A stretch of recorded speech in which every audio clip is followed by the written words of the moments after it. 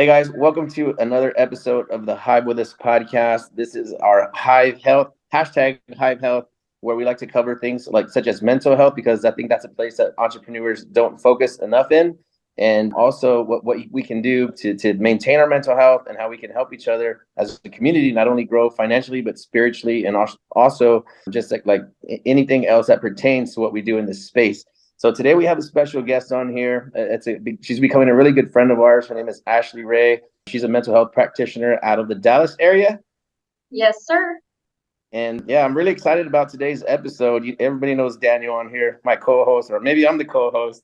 But yeah, I think it's going to be a fun episode. This is something that's really, really close to my heart. As a kid, I grew up and we had I grew up around mental health issues. My dad went to Vietnam and he came back, and we spent a lot of time as kids at the VA hospital. So I saw a lot of things as a kid that most kids probably don't get to experience. And it was a pretty tense upbringing. My dad's a really, really good guy. He's still here today, thank God. But yeah, I know a lot about this space. So I'm just really excited to speak to someone who has a high level understanding of it, and I think can really help a lot of people in this space. So I'm really excited about this conversation. Thanks for coming on here, Ashley. Yeah, thank you for having me.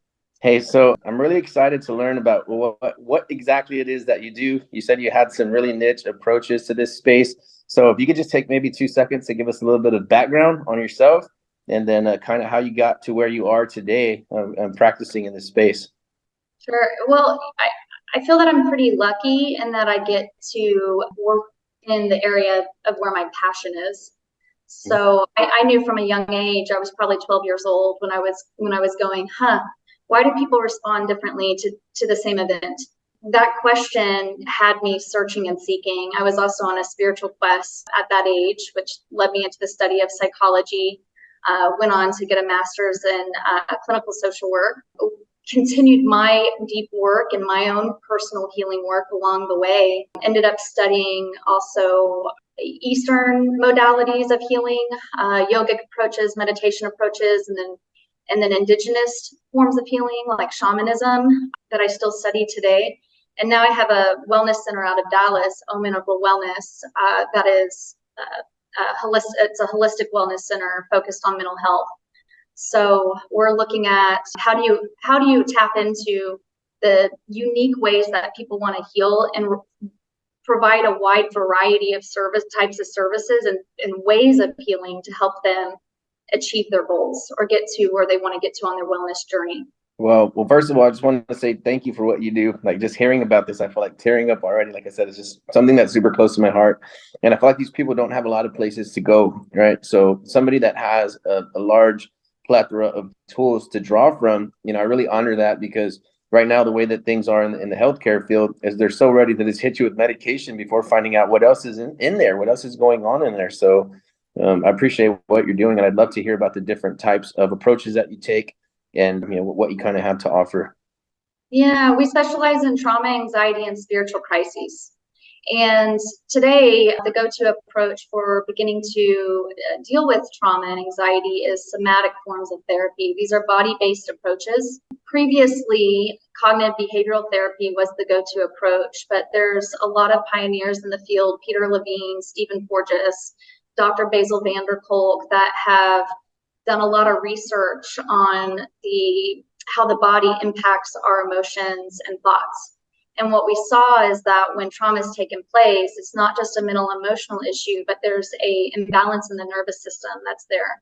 So we use body-based approaches or somatic approaches in order to help people use internal resources to bring the nervous system back into a state of equilibrium. When the nervous system's back in a state of equilibrium, that frees up the mental energy and emotional energy so that you can process what's happening there in a more effective and thorough way. Okay, so I've heard of like PTSD patients, like where they get overstimulated in the nervous system, and so like the tracts become extended, right? And you have things like the God shot, right? It's like something ganglion shot.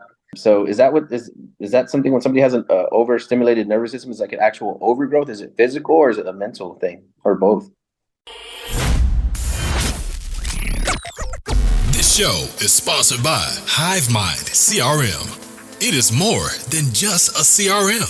It is a real estate and business mastermind that comes with an all-in-one CRM. You can have unlimited websites and users. You can call, text, RVM, and email all in one user interface. And you can set up custom automations for any type and multiple businesses. 65% of companies start using a CRM system within the first 5 years of business. Once implemented, the Hive Mind will save you on marketing, give you more time, and make more money. One of our users had his first $100,000 month using our system in June. We want to see you automate and accelerate your business. Text us at 210-972-1842 for future meetings, and of course to get our $1 course on how to make more than 6 figures on one land deal. You can schedule your free demo today at hivemindcrm.io. Well, we see that the actual physical nervous system is out of balance. So what's happening is they're in what's called sympathetic overdrive, where the part of your nervous system that's responsible for producing energy is also the part of your nervous system that activates a whole host of things to put you into a fight or flight mode whenever there's a threat present. So what's happening with people with post-traumatic stress disorder is this part of their nervous system, you can kind of think of it as it's like toggled on when it's not supposed to be toggled on, or in overdrive. So it's functioning at a higher level. It's over functioning, if you will, causing them to feel a sense of and perceive a sense of threat and feel a sense of fight or flight when there's no threat present. Wow. So can some of this stuff be, do you think, because I think about this all the time, right? You see the post on Facebook and somebody says, I feel so stressed, like I can't sleep, I'm having anxiety attacks. Do you think it might be something like somewhere between PTSD and then also chemical stimulants like caffeine or tea and stuff like that? Can that be like like that exacerbate? Well, yeah, of course. I don't know if it's the FDA or the CDC recommends 4 or fewer cups of coffee a day. However, somebody who's experiencing sympathetic overload or overdrive, that's completely inappropriate. So that would be for somebody has a nervous system that's operating in a regulated state.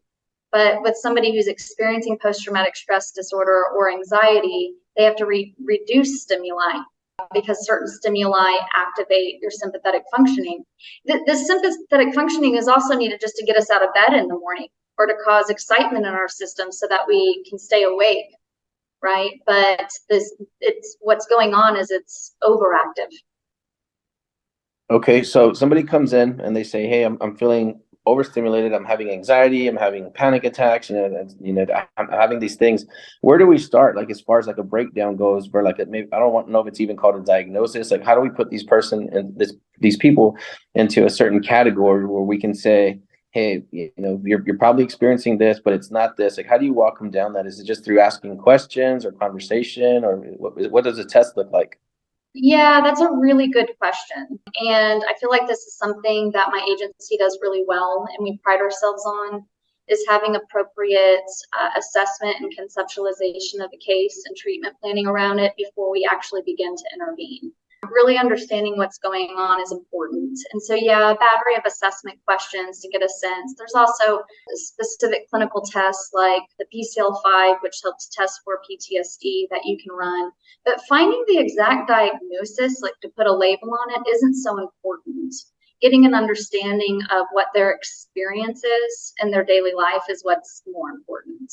So if somebody's experiencing anxiety most of their day, if they're experiencing feeling easily agitated, irritable, the emotions don't appear to match the severity of the event, or they're feeling like they have a hard time getting their emotions under control and feel panicky, we know that there's dysregulation happening with the nervous system. And then the approach is fairly straightforward as far as giving them techniques and tools to actually practice to turn on what's called your parasympathetic functioning. This is the part of your nervous system that we learn in school as rest and digest. I really hate that name for it because it's not comprehensive enough. I like more so your regulation response system, or it helps you to, your relaxation response system is the part of your nervous system that helps your body to relax. When your body's relaxed, there's a whole host of things that happen neurologically that allow the frontal lobe to open back up, which supports you with reasoning, logic, decision making, the ability to think clearly, get out of that brain fog. Yeah.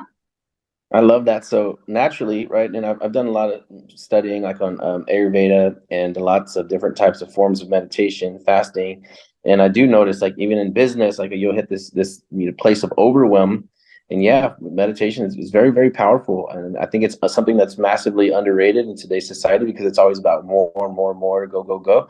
But yeah, Right. just I'll sit down on the couch, 10 to 40 minutes of meditation, and I can solve these like very, very complicated, complex problems that I've been working on for months, that have been lingering maybe for weeks.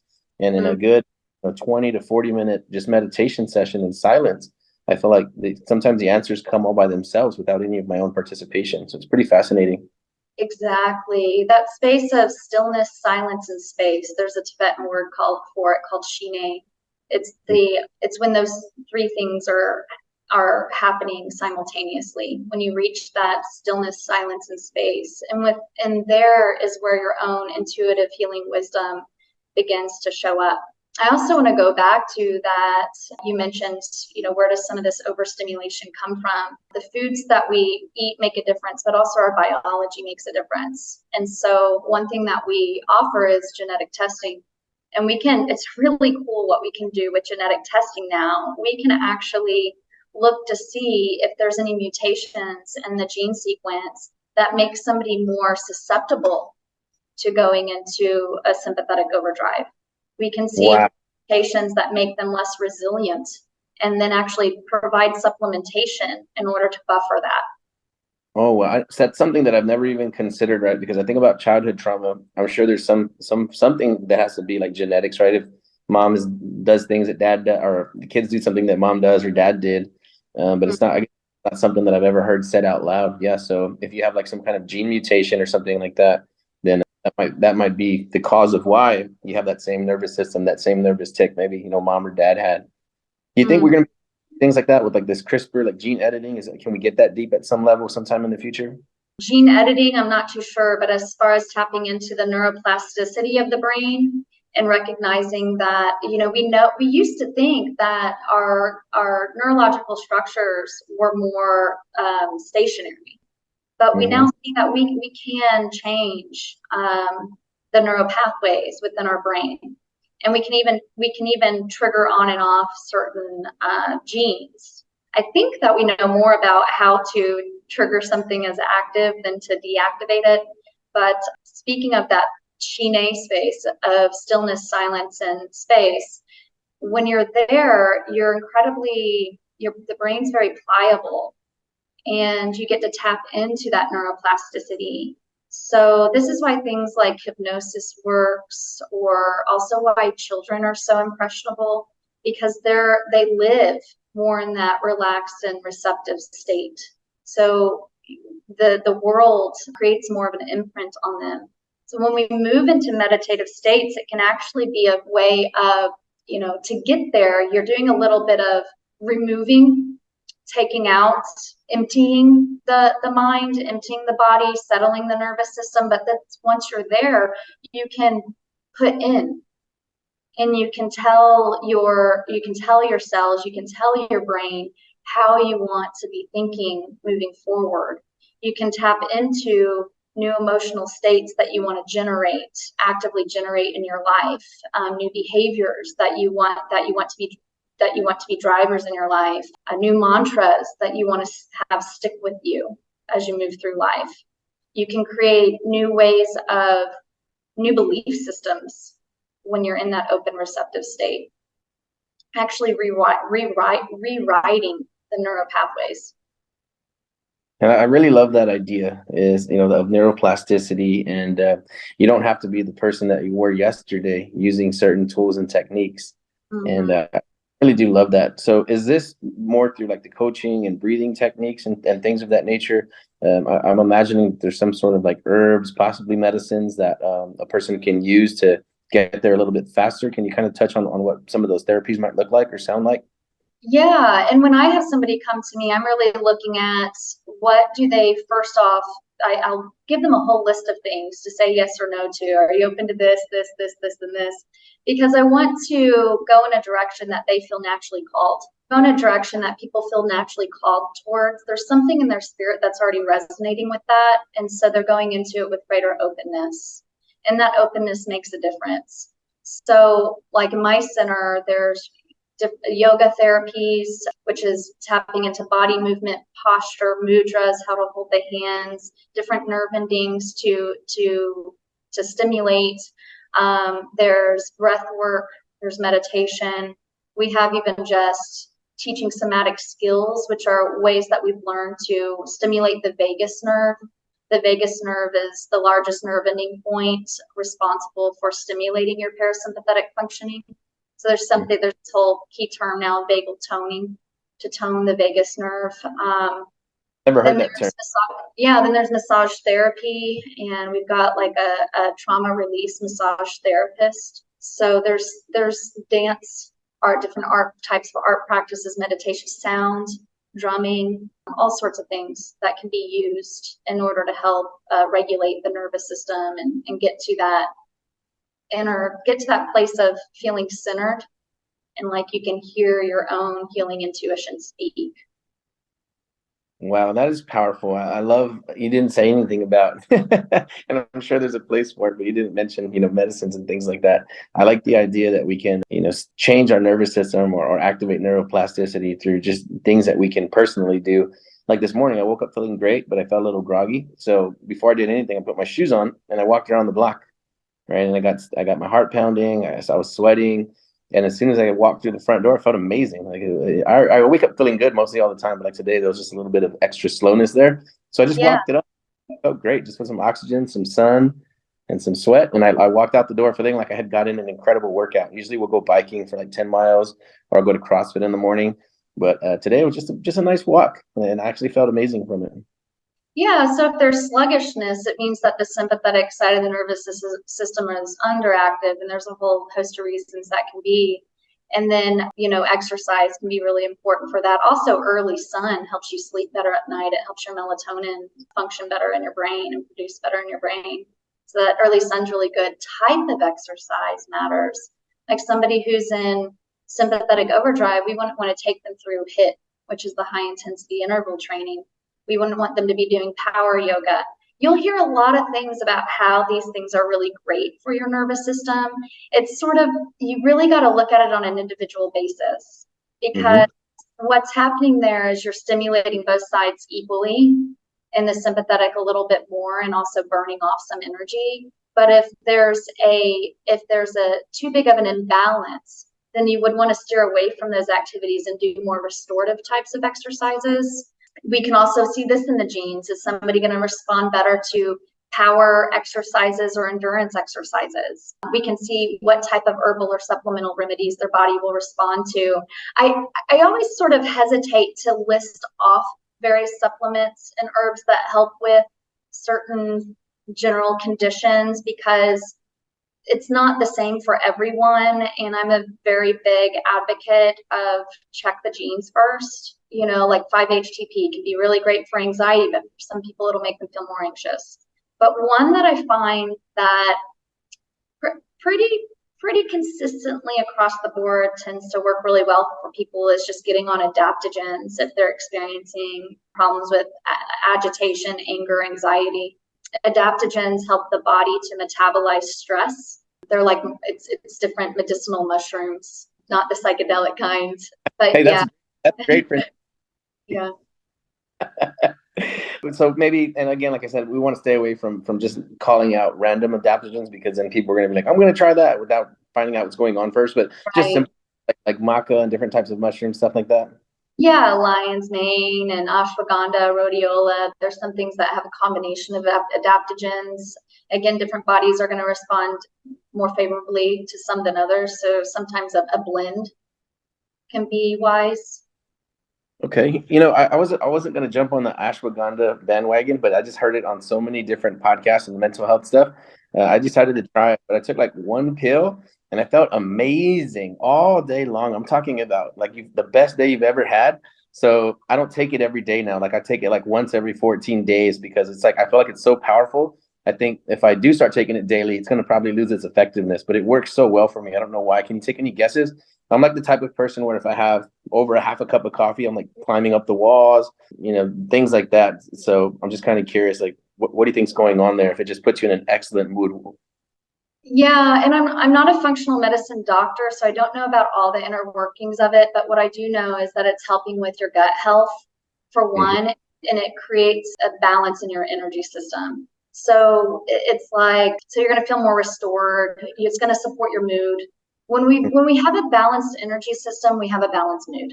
When our nervous system is in balance, we feel at peace. We're able to be responsive rather than reactive. And so the ashwagandha is especially good for men. Rhodiola is sort of the one that's the female version, if you will. Both sexes can benefit from both, but for some reason, one tends to work better for men, one for women. And it helps with hormonal balance as well, the adaptogens. So it's helping keep your hormones stable. It's helping you to digest stress, not only physical stress, but emotional stress. Yeah.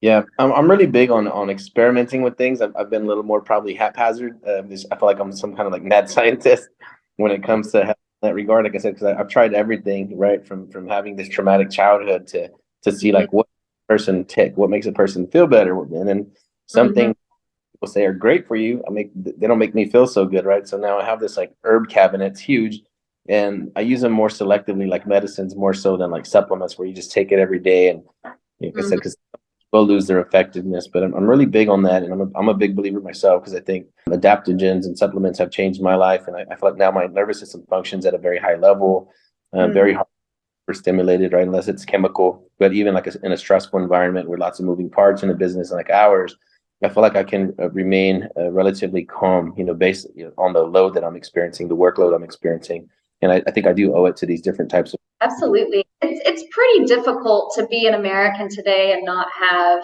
overstimulation.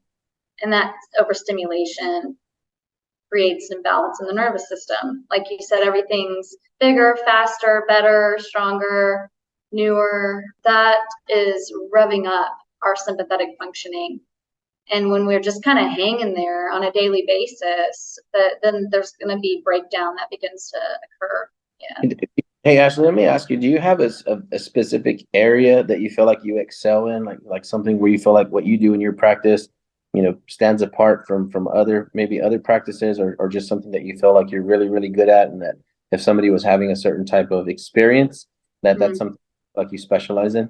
Yeah, the comment that we get over and over from clients about the difference between us and other places, and also what doesn't work for them about going to other clinics, is it felt directionless. That's the number one complaint I hear out there is it was directionless, and they didn't know like where things were going or if it was getting better. And that comes from a breakdown on the front end of services. What's been missed, I usually ask them, did you have any goals? Like, did y'all set goals together that you would revisit? 99.9% of the time, people tell me no. And in my opinion, that's just poor clinical care. And I know why it happens, because when I train new clinicians, they're very ready they want to make sure they're making this impact in the very first session. They want to show their client that they can make a difference. They want to feel like they're making a difference, and they want them to come back. However, that would be putting the cart before the horse. And while you might be able to communicate some sort of ability to make a difference in that moment by showing up for the client, in the long run, the therapy is going to be directionless because you didn't anchor in some sort of shared goals and understanding of where they want to get to. Rather, it was just assumed. The other thing that's been missing in the majority of practices outside of ours is measurement-based care. The measurement-based care is where we set some goals and we have people rate their progress on those goals, as well as administer psychological tools and surveys that tell us like a rating from 1 to 7 where certain symptoms are. And then going back at regular reevaluations to see what progress we're making. Those are the things mainly missing: appropriate assessment on the front end, appropriate goal setting, appropriate treatment planning, and then reevaluation. And my agency does all of that really well. Yeah. I love that. Having a game plan, right? Even like in the entrepreneurship world on our side, outside of medicine, if you don't have a game plan, then you're not going to lead to anywhere good. And I see entrepreneurs aimlessly wandering around. So for a clinician to take somebody who needs help, right, and we don't even have a solid game plan or a path mapped out, I see how that can be very, very challenging and leave people feeling frustrated and, wasting time and money. It also happens because, people are wanting something right then. Oftentimes when people come to therapy, they've waited until they're in crisis. And so they're needing help and they need it now, right?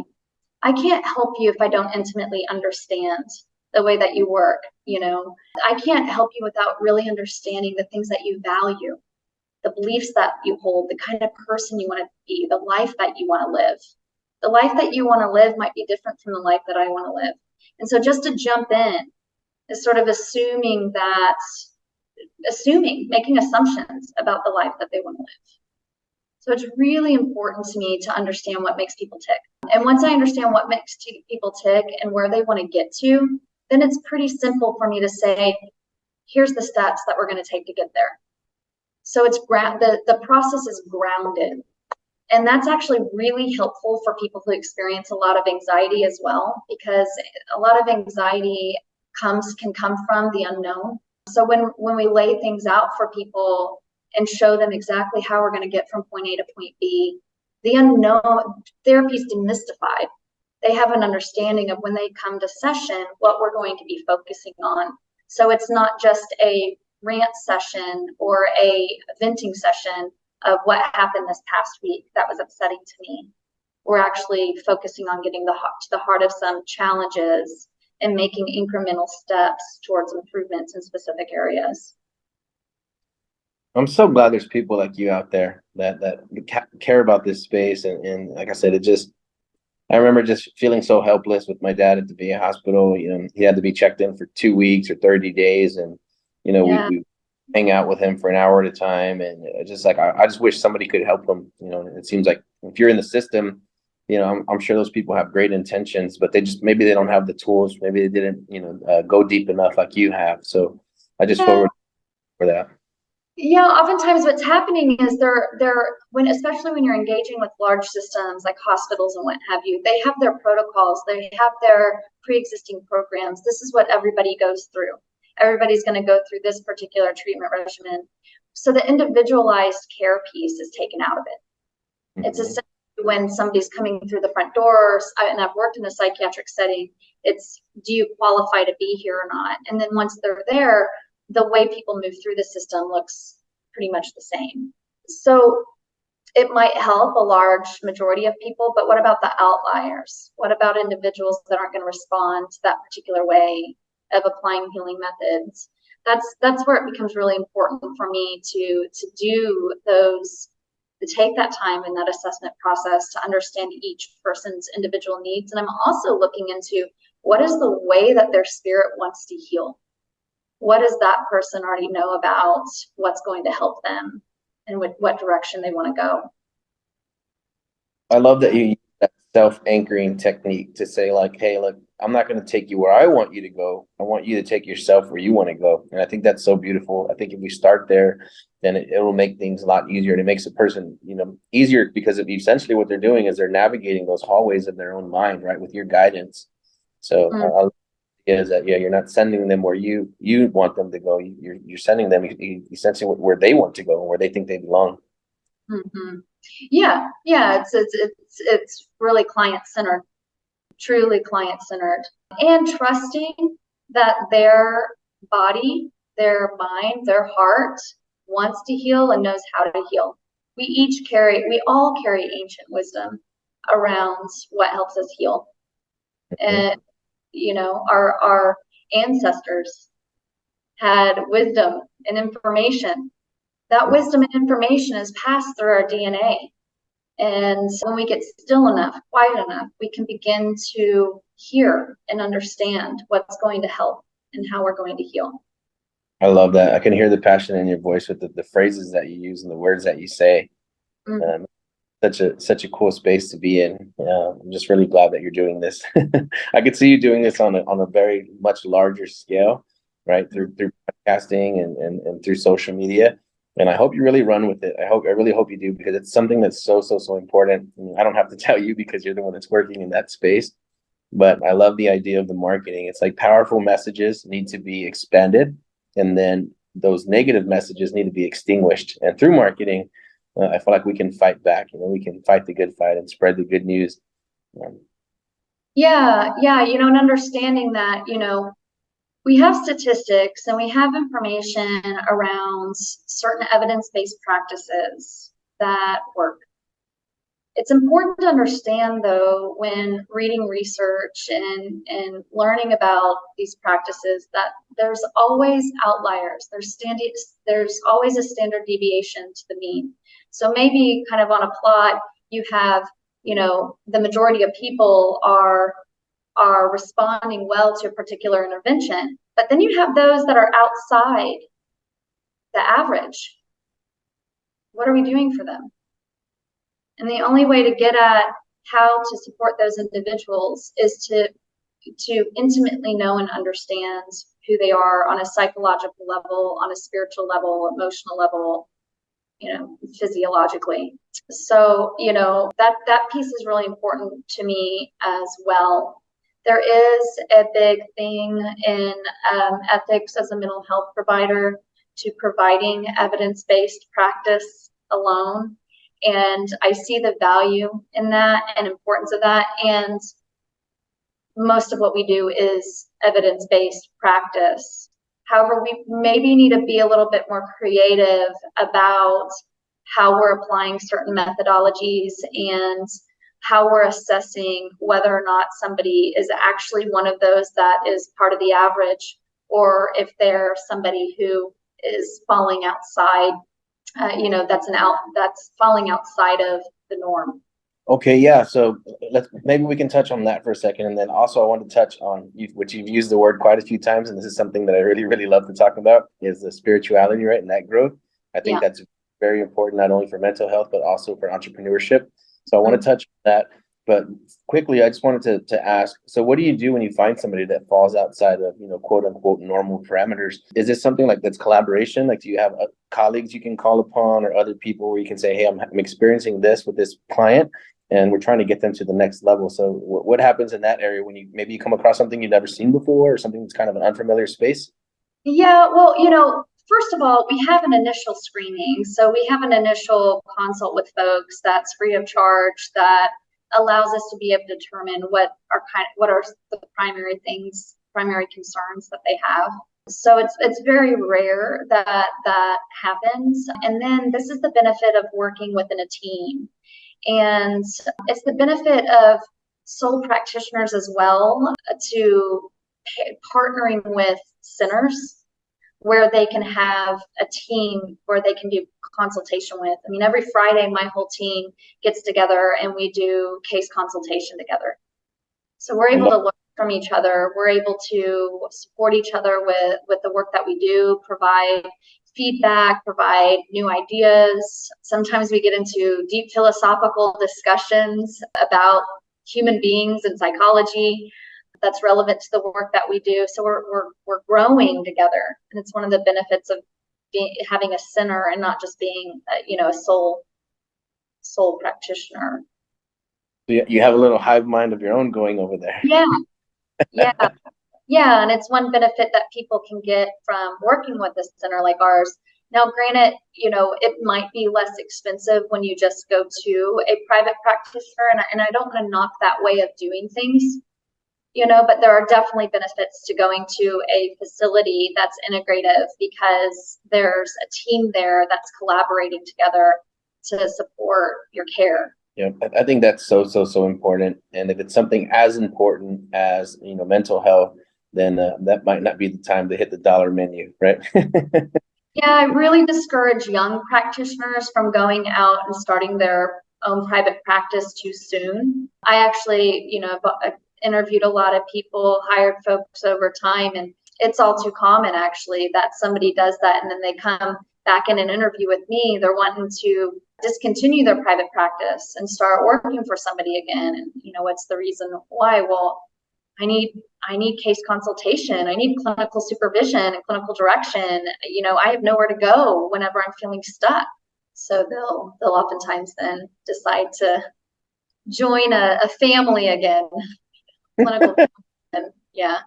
We see it every day, and as a team, as a community, we're better able to serve our, people, our buyers, our sellers, other investors and agents, because I can make a phone call and I can answer any question on the planet. If I'm the smartest guy on the planet because of the information I have access to, not because it's stored in my brain, but through community, we can help people a lot faster and serve them better. So yeah, I love that philosophy for sure. So it's what our company is based around. Two or more are gathered.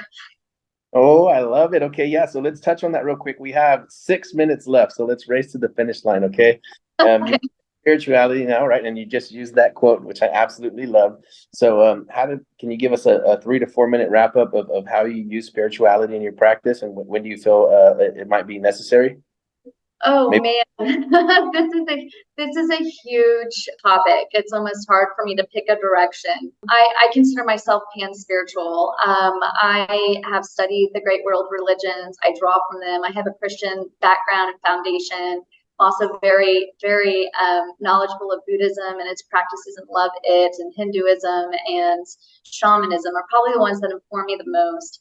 However, there's a problem happening in the mental health field, and honestly, I think this comes from separation of church and state at its core, where practitioners are afraid to discuss spirituality with their clients and afraid to really get into it with them.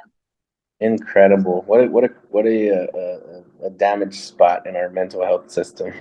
Mm-hmm. Yeah, it's really unfortunate, and it's really essential to healing, to do the deep inner spiritual work. And for some people who are disconnected from spirituality, or it's not really a focus, this can be as simple as starting to tap into their sense of purpose, their sense of identity, their values, who they want to be in the world. And then for others, it goes deeper into what drives those values. What's their connection with God, Goddess, Spirit, the universe, Source, the divine. It goes by many, Allah, it goes by many names. And so being able to navigate throughout those conversations and meet people where they're at with their spirituality and spiritual growth is really important. And getting to their own sense of what their higher self is, their own sense of what their intuition is, what their own spirit is guiding them to do is so important. At the end of the day, when we lay down on our deathbed, the question that we'll be faced with, and Erickson, he's a psychologist, taught us this about stages of death and dying, is the big question that we'll have is, do I feel proud of the life that I lived? And did I make the difference that I wanted to make? Did my life have integrity?